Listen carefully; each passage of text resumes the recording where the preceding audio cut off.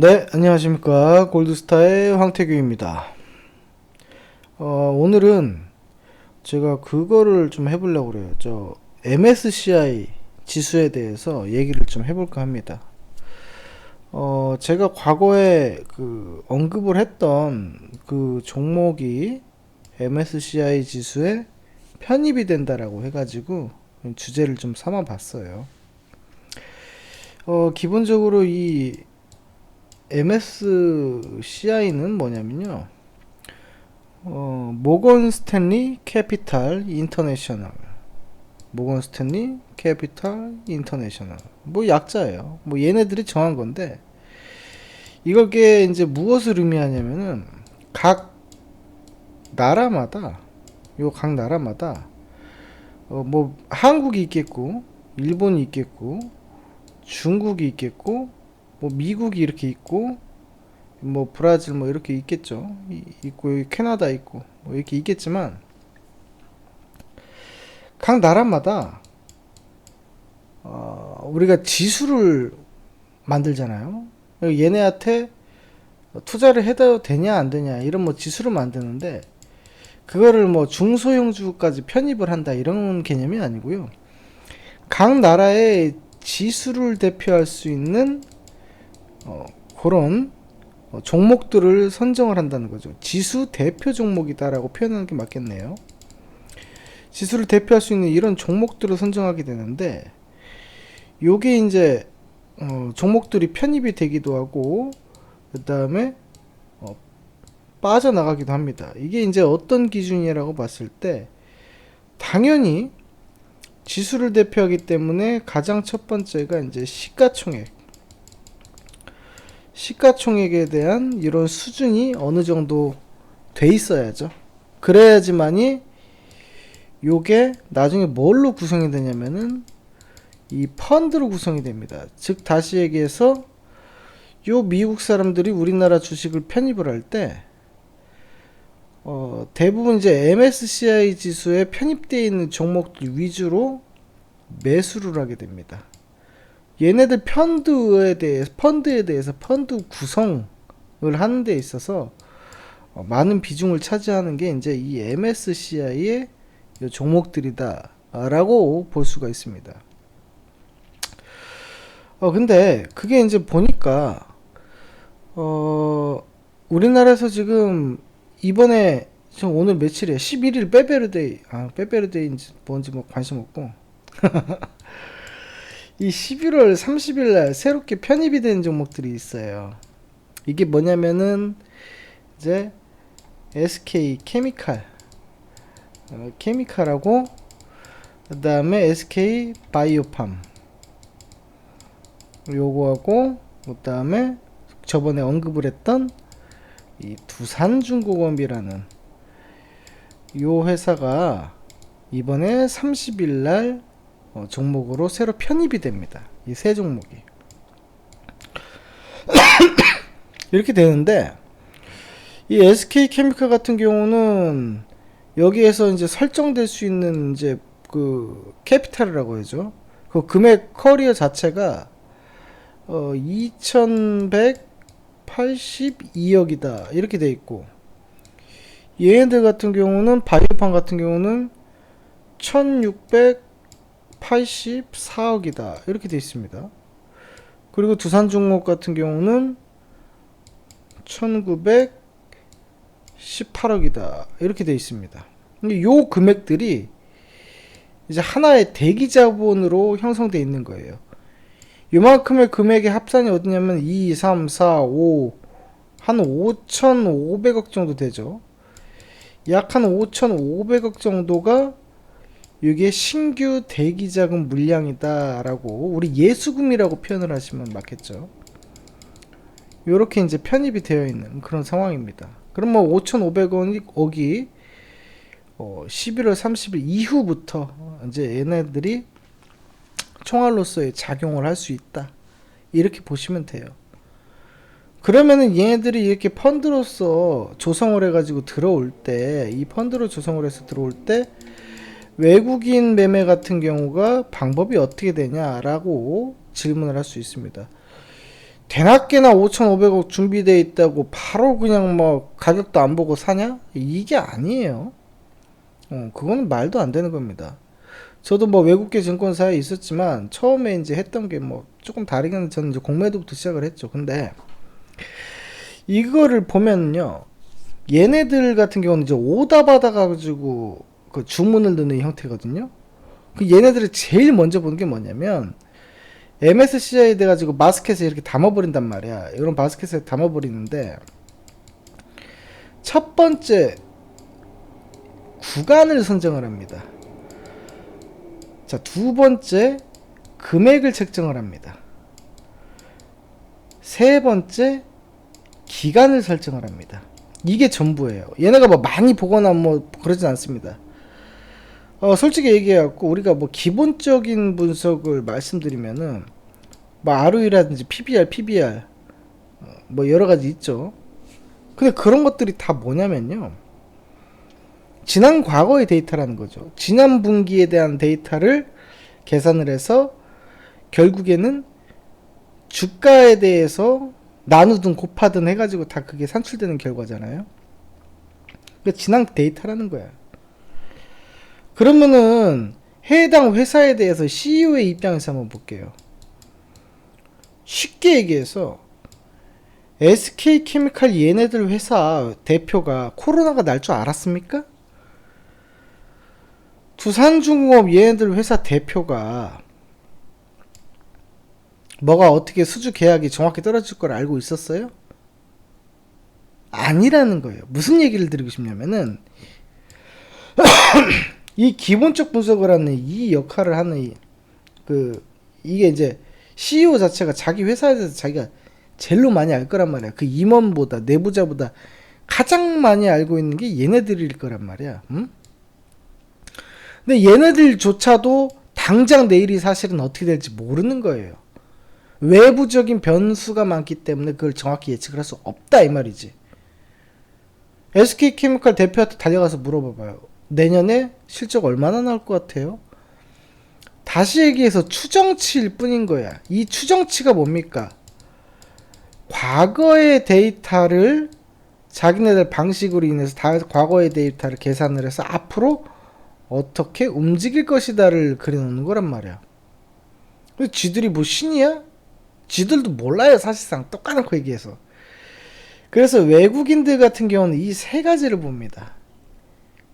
요 세 가지에다가 이제 플러스로 이제 보는 게 국내에서 쓰여진 이제 리포트. 이 리포트를 기본으로 하는데 잘 생각해 보시면 이 리포트가 또 어디서 나오느냐?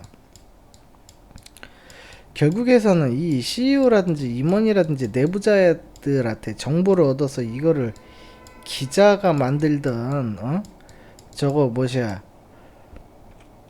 저도 뭐 금융투자 이제 분석사가 이제 그 애널리스트 자격증이 있는 사람을 뜻하거든요. 그런 이제 전문가들이 이거를 레포트를 작성을 한단 말이야. 근데 얘네들조차도 이거를 모르는데 얘네들이 뭐라고 봐. 그렇기 때문에 가장 먼저 보는 게 무엇이다? 구간이다. 그리고 설정되어 있는 금액을 기반으로 해서 그 기간을 정하게 된다라는 거죠. 이 기간은 평균적으로 봐서는 얘네들을 한번 들어오면은 빨리 안 나가요. 보통 펀드는 구성이 두 가지로 되죠. 첫 번째, 액티브 펀드라고 하죠. 이 액티브 펀드로 구성이 되고 두 번째, 패시브 펀드로 구성이 됩니다. 성장주 같은 경우는 우리가 주가에 대한 등락률이 심하기 때문에 액티브하다라고 표현을 하죠. 요런 것들은 이제 좀 그 작은 이제 옐로우 캡 애들, 요런 애들이 이제 움직일 수 있는 거고, 이제 아까 말씀드린 요 세 종목 있죠. 요런 애들은 지금 패시브 펀드로 구성되어 있어요. 이 패시브 펀드 같은 경우는 보통 이제 단기적으로 매매하더라도 한 3년 정도로 보고 갑니다. 3년 정도로 보고 가는데 중요한 건 뭐다? 가장 중요한 건 이 구간을 본다라는 거예요. 외국인의 입장에서는. 그러면 구간이 고평가되어 있으면 얘네들이 적극적인 매수를 안 하고 돈을 갖고 있다가 저평가됐을 때 여기서 매수한단 말이야. 이해되셨어요? 그렇기 때문에 뭐가 중요하다? 현재의 주가의 구간을 반드시 확인을 해야 된다라는 얘기입니다. 되셨죠? 그래서 제가 이 세 종목에 대해서 주가의 흐름을 한번 분석해 드릴까 하고 이렇게 방송을 녹음을 하는 겁니다. 그래서 이 부분을 한번 보시면 좋을 것 같다라는 생각이 들어요. 자, 하나씩 봐볼게요. 얘기하다가 살에 들려가지고 계속 기침을 하는데 양해 좀 부탁드립니다. 그리고 구독과 좋아요 부탁 좀 드릴게요. 네. 간략하게 보겠습니다. 이 케미칼, 요 SK 케미칼 같은 경우도 제가 예전에 한번 한 3주 전인가 분석을 한번 했어요. 사실 했는데 다시 한번 리바이벌을 좀 이렇게 해드리면은 옛날에 했던 거예요. 요 구간에서 이제 상장하고 나서 하락 지속적으로 하다가 거래량 들어오고 바닥 찍고 턴하는 자리 만들어 놓고 박스 구간에 있다가 여기서 돌파가 나올 거란 말이야. 그죠? 그 다음부터 이렇게 추세적으로 상방을 그리고 옳았구나, 코로나빨 호재까지 붙어버려 가지고 여러가지 뉴스와 공시가 뜨면서 이렇게 상승으로 이어나가는 그런 흐름이죠. 지금 봤을 때는 저거는 이 전체 구간에서 좀 어느 정도 좀 올라와 있는 상황입니다. 물론 이제 고문적인 거는, 다행인 것은 뭐냐면은 여기서 새로운 구간을 한번 만들어내고 그 새로운 구간이 깨지질 않아요. 즉 다시 얘기해서 요 27,000원 정도 되는 이 구간의 지지가 굉장히 강한 구간이라고 볼 수 있어요. 그쵸? 그리고 나서 요 위에 있는 여기가 또 새로운 구간이 만들어진 겁니다. 그러면 하나의 박스, 그 다음 또 하나의 새로운 박스가 만들어졌다라고 볼 수 있어요. 그렇다면 외국인들의 입장에서는 도대체 얘네가 어느 시점에 들어올 것인가, 이걸 좀 생각해 봐야 되죠. 모르긴 몰라도 새로운 박스를 쓰는 구간에서 들어오던, 아니면 이 박스의 저점에서 들어오던 들어올 것이다 라는 겁니다. 그쵸? 그렇게 되는데 이 일봉을 보시면은 그 뉴스가 오늘 나옴으로 인해서 거래량을 일부 수반하고 밑으로 자빠지는 것을 볼 수 있어요. 대개는 지금 제가 아까 뭘 말씀드렸냐면요, 이 11월 30일 날에 편입이 된다고 그랬어요. 그러면 이 날짜를 기준으로 양방향이 펼쳐집니다. 한 가지는 이거를 D-Day로 정해서 차익 실현을 하고 빠진 애들이 있습니다. 그리고 향후 추세를 분석하고 진입을 하는 애들이 있어요. 딱 양극화되어 있는데, 저 개인적인 소견으로 말씀드리자면은 요 30일을 기준으로 해서 차익하는 애들이 훨씬 더 많다라고 볼 수 있습니다. 왜? 요 SK케미칼 같은 경우는 개별적인 이 개별 이슈가, 코로나빨 개별 이슈가 들어와서 올라갔기 때문에 차익 실현을 하고 나올 수 있는 경우의 수가 높다라고 저는 얘기하고 싶은 거예요. 그렇게 되면은 이런 종목 같은 경우는, 케미칼 같은 종목 같은 경우는 어떻게 해야 됩니까? 일단 30일을 기점으로 어느 정도 정리가 좀 들어가야 됩니다. 그리고 나서 재진입을 하는 게 좋다라고 얘기하고 싶어요. 그럼 재진입을 하는 가격대 라인이 어딥니까? 약 30만원대가 된다는 거예요. 그러면은 요거를 하더라도 나중에 이 30만원쯤 요 라인 부근에서 건드리셔야지, 일단은 한번 발을 빼주시는 것이 좋겠다라고 저는 보이는 거죠. 되셨죠? 그래서 저는 그렇게 봅니다. 일단은. 자, 그리고 이번엔 바이오팜 한번 봐볼게요. 신규 상장 해놓고 애들 뭐 돈 많이 벌었다고 회사 그만두고 난리도 아니었습니다. 요즘도 계속해서 뉴스에만 많이 나오죠. 요거 같은 경우는 지금 이제 급상승을 하고 하락을 하다가 횡보를 빼는 이런 구간인데요. 이거를 큰 틀에서 한번 봐보겠습니다. 큰 틀에서 어떻게 변화가 되어 있을까? 최저점이 98,000원에서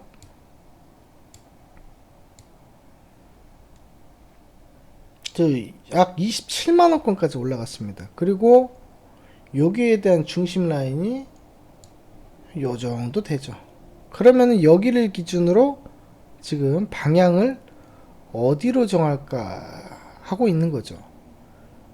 어디로 정할까, 방향이 어디일까 보고 있는 건데, 요거 같은 경우도 지금 시가총액 자체가 굉장히 높아요. 시총이 얘네가 얼마냐면요, 얼마야 이거, 얘네 같은 경우는 5억, 10억, 100억, 1000억, 13조예요. 13조. 굉장히 높습니다. 그리고 거기에 대해서 이제 보호예수 물량 같은 경우도 앞으로도 더 나올 것들이 남아있기 때문에 아직 접근하기에는 어렵다라고 보입니다. 그러니까 잘 해봐야 횡보 구간에서 움직이는 녀석이지, 상승 추세로 돌리기에는 무리수가 있다라는 겁니다. 적어도 내년 여름 때까지, 요 7월에 상장했잖아요. 내년 여름 때까지는 저는 얘를 안 봤으면 좋겠어요. 얘 같은 경우도 신규로 진입을 한다라고 봤을 때는 어디서 최소한 처음에 첫 상한가가 나왔던 요 자리 있죠. 요 얼마야 대충 한 12만원 부근인가요? 여기하고 여기 처음에 저저가로 있던 요 10만원 부근, 여기에서 들이대면 몰라도 지금은 할 수가 없는 상황이다라고 과감하게 얘기하고 싶어요. 뭐 여러분들 희망 고문하는 거 제가 진짜 싫어합니다.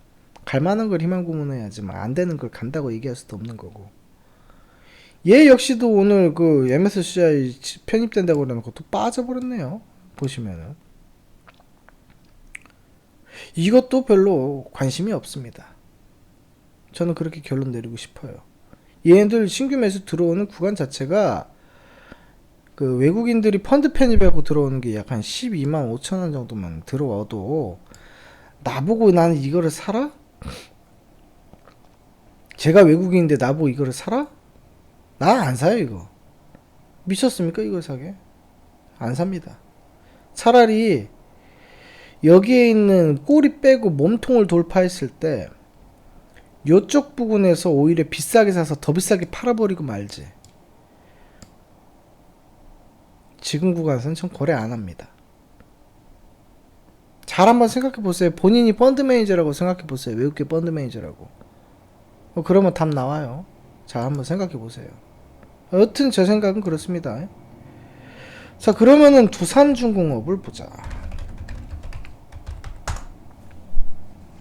자, 요거를 봤을 때는 장기 추세에 대한 하락이 그동안 있었고,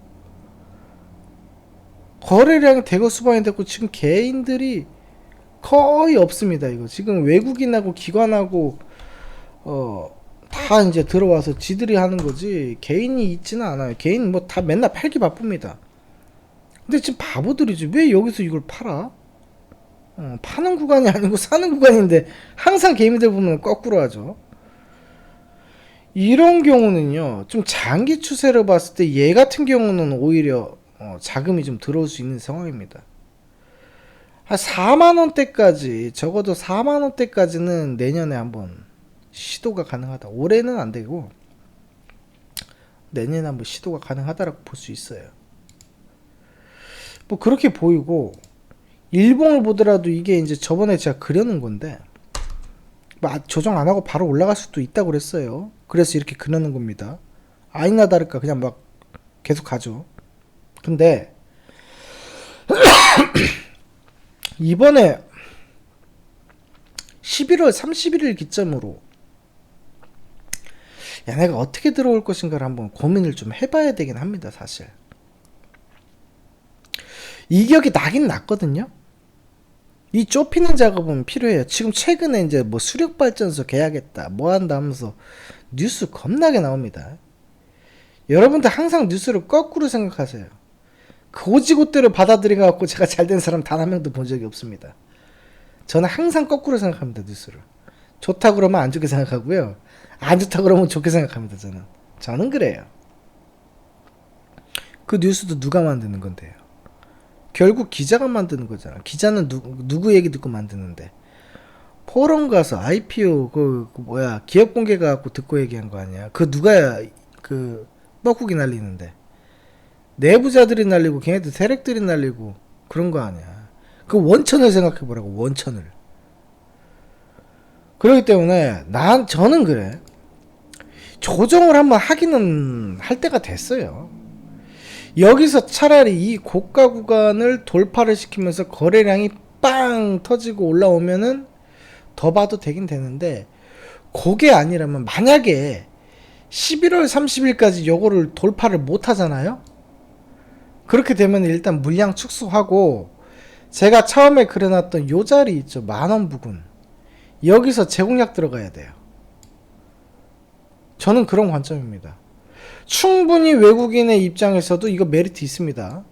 지금 이거 자리 굉장히 좋고, 개미들도 없고, 개미들이 언제 들어와요? 개미들은 항상 고가에서 들어와요.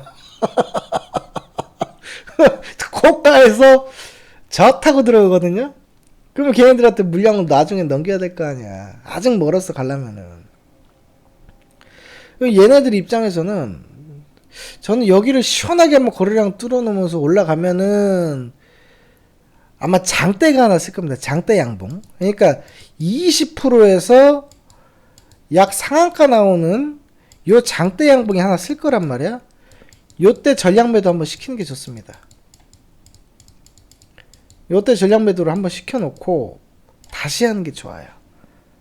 돌파했을 때 얘기입니다. 돌파를 했을 때 이렇게 얘기하는 거예요. 근데 만약에 돌파를 못하고 내려왔을 때는 조정이 일부 나올 수 있다라고 생각을 하셔야 됩니다. 그러면 지금 이 순간이 어떤 순간입니까? 잘 보고 있어야 되는 순간이요. 응? 뭔 말인지 알겠죠? 잘 봐야 된다고. 지금 중요한 순간이니까 그래요. 장대 한번 쓰면은 2만원까지 한번 19,800원 2만원까지 빡 쏘는 구간이 생길 거라고. 그때 단기적으로 착시를 한번 하시는 게 좋아 보입니다. 뜻하지 않게 MSCI에 지금 편입이 된 게 그게 좋은 게 아니에요. MSCI 편입되고 제가 주가 상승하는 걸 거의 본 적이 없습니다.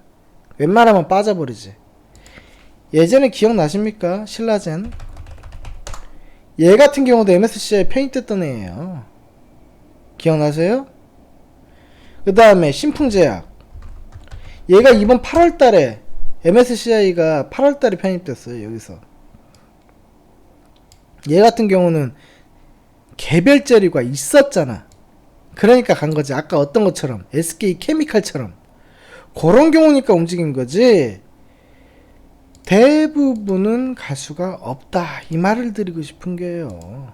예? 그러니까 뭔 말인지 아셨으면은 요거 잘 한번 고민을 해보시기 바랍니다. 예? 자, 그렇게 해서 여기까지 제가 이제 보는 관점에 대해서 말씀을 드렸습니다. 자, 좋은 내용. 제가 뭐 말투는 좀 거치긴 하지만 좋은 내용, 그리고 괜찮은 내용이라고 생각됐다면 구독과 좋아요 꼭 좀 부탁 좀 드리겠습니다. 자, 더 좋은 영상으로 찾아뵐게요. 감사합니다.